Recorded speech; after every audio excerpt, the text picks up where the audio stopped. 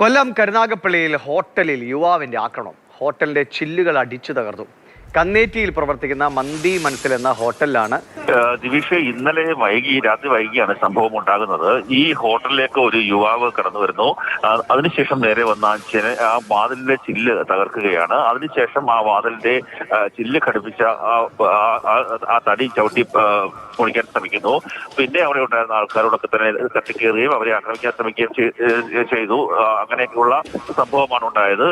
എന്തായാലും ഇതിൽ ഈ അക്രമി പറയുന്നത് കഴിഞ്ഞ ദിവസം ഇവിടെ ഒരു മന്തി വാങ്ങാൻ വേണ്ടി എത്തിയിരുന്നു. ആ സമയത്ത് അവിടെ ഹോട്ടലിലെ ജീവനക്കാരുമായി തർക്കമുണ്ടായി എന്നുള്ളതാണ് അയാൾ പറയുന്നത്. അതിന്റെ വൈരാഗ്യത്തിലാണ് ആക്രമണം നടത്തിയതെന്നാണ് ഇയാൾ പറയുന്നത്.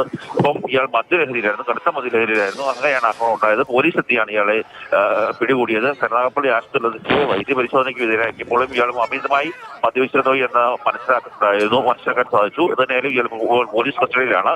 ചില സമൂഹ മാധ്യമങ്ങളിൽ മന്തി ലഭിക്കാത്തതിന്റെ പേരിൽ യുവാവ് ആക്രമിച്ചു എന്നൊക്കെ പറഞ്ഞ പ്രചരണം നടക്കുന്നുണ്ട്. എന്നാൽ അത് അവാസ്തവമാണ്. പകരം ഇയാൾ നേരത്തെ ഉണ്ടായ വൈരാഗ്യത്തിന്റെ പേരിലാണ് ഇത്തരത്തിലുള്ള ഒരു ആക്രമണം നടത്തിയത്.